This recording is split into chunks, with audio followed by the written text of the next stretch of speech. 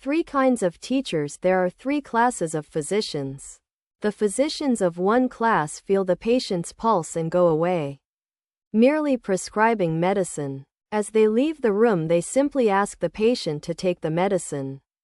They are the poorest class of physicians. Likewise, there are teachers who only give instruction, but do not stop to see whether their teachings have produced a good or bad effect. They do not think at all about the disciple. There are physicians of another class, who prescribe medicine and ask the patient to take it. If the patient is unwilling to follow their directions, they reason with him. They are the mediocre physicians. Likewise, there are mediocre teachers. They give instruction to the student and, further, try to persuade him in various ways to follow the instruction. Lastly, there are the physicians of the highest class. If the patient does not respond to their gentle persuasion, they even exert force upon him. If necessary, they press their knees on the patient's chest and force the medicine down his throat. Likewise, there are teachers of the highest class, who even exert force to direct the mind of the pupil toward God. Pundit: Sir, if there are such superior teachers as you have described, then why should you say that one does not get the knowledge of God until the right time comes? Master: You are right. But what will the physician do if the medicine runs out of the patient's mouth and doesn't reach his stomach? In such a case, even the best physician can't do anything. The teacher should judge the fitness of the student before giving him instruction. But you don't discriminate in your instruction. When a young man comes to me for instruction, first of all I ask him about his relatives at home. Suppose he has lost his father. Suppose his father has left some debts for him. How can such a person direct his mind to God? Are you listening to me? Pundit: Yes, sir. I am paying attention to every word. Master: One day some Sikh soldiers came to the temple garden at Dakshineswar. I met them in front of the Kali temple. One of them referred to God as very compassionate. Indeed, I said. Is that true? But how do you know? He answered, Because, sir, God gives us food and takes every care of us. I said, Why should that surprise you?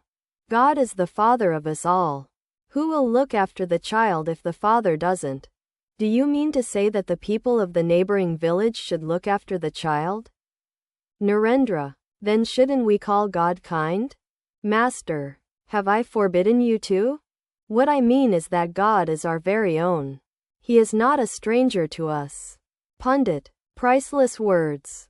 Master: To Narendra: I listened to your singing, but I didn't enjoy it, so I left the room. Your mind is now set on seeking a job, and therefore your song sounded dull. Narendra flushed. He felt ashamed of himself and remained silent. The master asked for a drink of water. A glass of water had been placed near him, but he could not take it. He asked for some fresh water. Later it was found that a man of immoral character had touched the first glass. Pundit: To Hazra: You live in his company day and night. You must be very happy. Master: With a smile. This is indeed a great occasion for me. Today I have seen the crescent moon of the second day of the bright fortnight. All laugh. Do you know why I referred to the moon of the second day? Sita once said to Ravana, You are the full moon and Rama is the crescent moon of the second day of the bright fortnight. Ravana did not understand the meaning of these words. He thought Sita was flattering him and became exceedingly happy. But Sita meant that Ravana had reached the fullest limit of his power and prosperity, and that thenceforth he would wane like the full moon. Rama, on the other hand, was like the moon of the second day. He would wax day by day. The master was about to take his leave. The Pandit and his friends bowed low before him. It was not yet dusk, and Sri Ramakrishna returned to Ashan's house with the devotees. The master took his seat in the drawing room with Ashan and his sons, a Pandit, and a few devotees. Master, smiling to Ashan, I said to Pandit Shashadhar, You have hardly set your foot on the tree. And yet you aspire to lay hold of a big bunch of fruit.